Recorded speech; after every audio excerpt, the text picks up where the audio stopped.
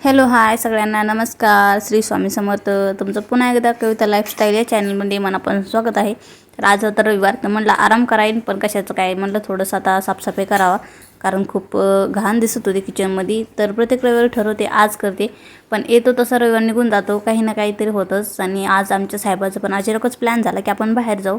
कुठे जायचं ते तुम्हाला मी सांगते. आम्ही चाललो होतो नाशिकचा फेमस असा धबधबा बघायला, पाहिन धबधबा.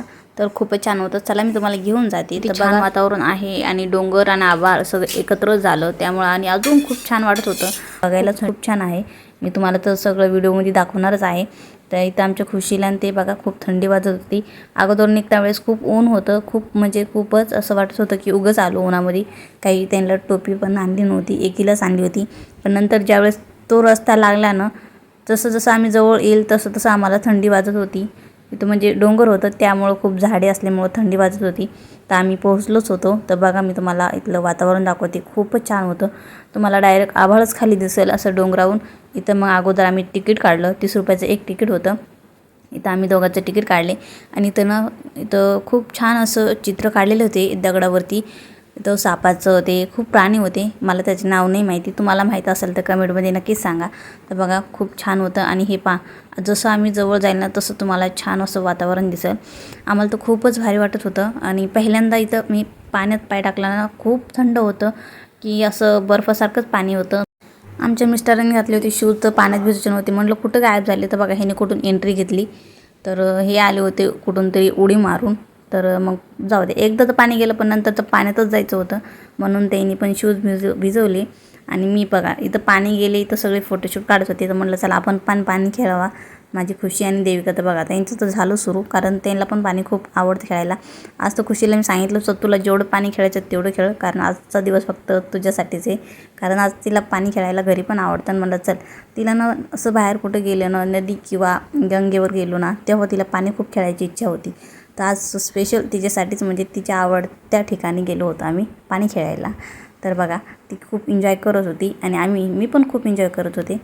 तर इथं बघा खूप सारे लोक आले, छान असे व्हिडिओ पण काढतात आणि इथे फोटो पण खूप छान येत होते.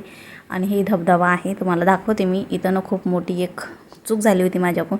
तर बघा हे असा धबधबा आहे आणि खूप सारे लोक एन्जॉय करत होते. इथं मला जायचं होतं तिथं, पण मला माझ्या मिस्टरांनी नाही जाऊ दिले. नको म्हणले, धक्का जर लागला तर तू तिथं पडून जाशील.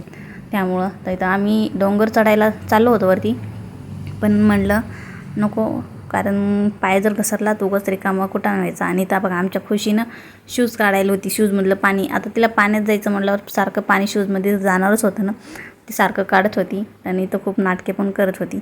मग आम्ही थोडंसं वरती गेलो, तर इथं बघा आमचे फोटो ते छान काढले. आणि इथं खुशी बघा आमची कशी पडली होती पाण्यात, धक्का लागला होता तिला. आणि लगेच तिला उचललं, तरी पण थोडंसं पाणी गेलं तोंडात, पण तरी ती रडली नाही. तरी म्हणत होती मला पाणीच खेळायचं. तिचे बाबा म्हणले नको आता बाद झालं चला. मग आम्ही घरी म्हणजे इकडं यायला निघालो होतो. तर येत्या वेळेस म्हटलं थोडंसं तरी एन्जॉय करू त्या अजून.